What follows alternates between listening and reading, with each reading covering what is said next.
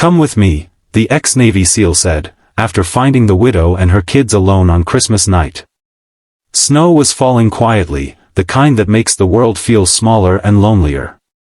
Christmas lights glowed in warm windows all around, but on the edge of a dark parking lot, a woman pulled her thin coat tighter around her children and wondered how everything had fallen apart so fast. A few steps away, a man with tired eyes and a firm walk stopped when he saw them. He had survived war, loss, and years of silence after it all ended. But what he saw that night would test his heart in a way no battlefield ever had. Before the story begins, take a moment to support our channel, Kindness Tales. If stories of hope, compassion, and real human connection move you, please subscribe, like this video, and share your thoughts in the comments. Your support helps us spread kindness to more people who need it. Christmas Eve had always been hard for Mark Sullivan, even years after leaving the Navy SEALs. The sounds of celebration reminded him of the men he had lost, of promises that never came home. He kept his life simple now. No family nearby. No big gatherings. Just a quiet routine that kept the memories from getting too loud. That night, he had stopped by a small grocery store to grab a few things. It was late, and the store was nearly empty. As he walked back to his truck, he noticed a woman sitting on the curb near the cart return. Two kids were beside her, one wrapped in a blanket, the other clutching a stuffed bear with a missing eye.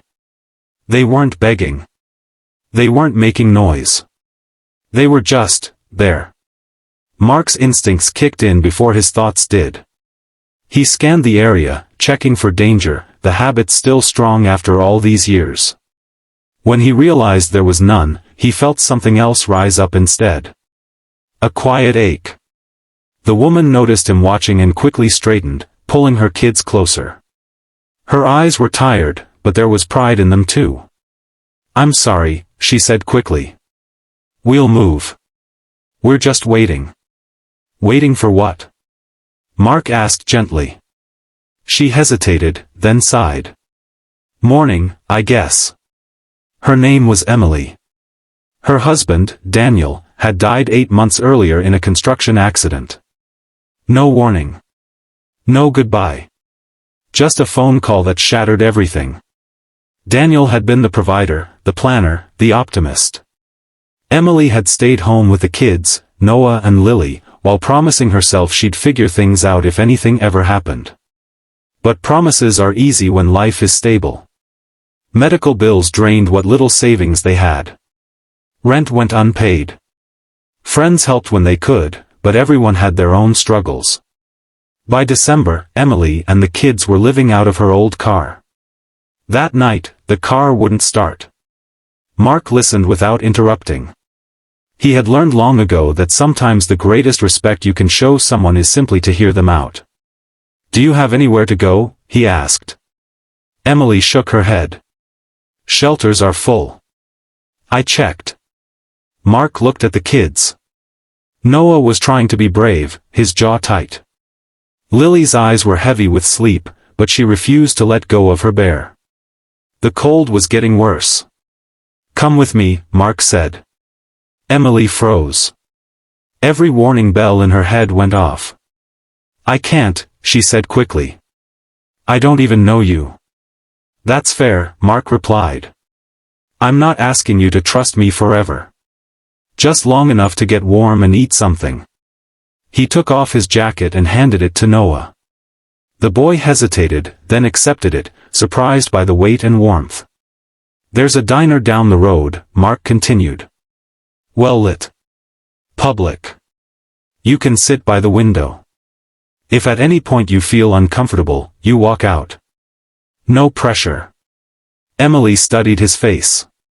There was no rush in his voice, no demand. Just calm. She nodded. The diner smelled like coffee and pancakes, like normal life. The kids' eyes widened as they slid into the booth. Mark ordered hot chocolate for them without asking. Somehow, he just knew. As they ate, Emily watched her children come back to life. Lily smiled for the first time in days, chocolate foam on her lip. Noah talked about school, about missing his dad, about how he wanted to be strong like Mom. Mark felt his throat tighten. After the meal, Emily reached for her purse, then stopped, embarrassed. "I can't pay you back." "You don't need to," Mark said. "Kindness isn't a loan." When they stepped back outside, the snow had piled higher. Emily's car still wouldn't start. "There's a motel nearby," Mark said. "Nothing fancy, but it's safe." Emily hesitated again.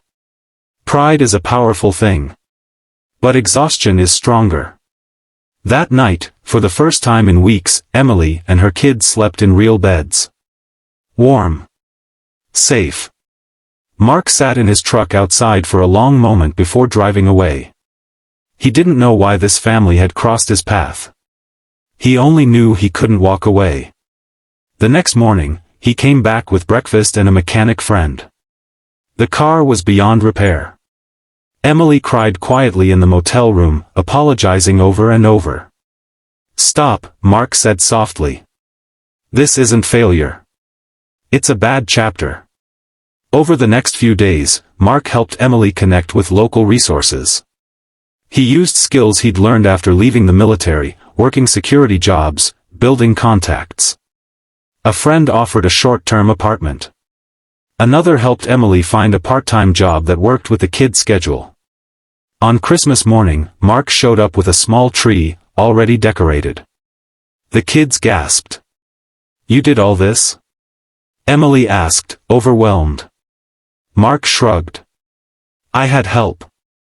They sat together, opening simple gifts. Socks. Books. A toy truck. A doll. Nothing expensive, but everything chosen with care. For the first time since Daniel's death, Emily felt something she thought was gone forever. Hope. Weeks turned into months. Emily worked hard, saving every dollar. The kids adjusted to their new school. Life wasn't perfect, but it was moving forward. Mark stayed in touch, never hovering, never making her feel small. He fixed things when asked. He showed up when it mattered. One afternoon, Emily asked him why he had stopped that night. Mark thought for a long moment. "Because I know what it feels like to be invisible," he said. "And I promised myself I'd never walk past that again." On the one-year anniversary of that Christmas night, Emily invited Mark to dinner. The kids had grown taller. Louder. Happier. At the table, Emily raised a glass of sparkling cider. "To kindness," she said. "The kind that saves lives without even knowing it." Mark smiled, feeling something heal inside his chest. Sometimes, kindness isn't loud. It doesn't need an audience. Sometimes, it's just a moment where someone chooses to stop, to see, and to say, "Come with me." And that choice can change everything. As this story comes to an end, remember this: you don't need to be rich, famous, or fearless to change someone's life. You only need to be willing to care. Somewhere, someone is waiting in the cold, hoping to be seen. Let's be the ones who stop, reach out, and spread kindness, one simple act at a time.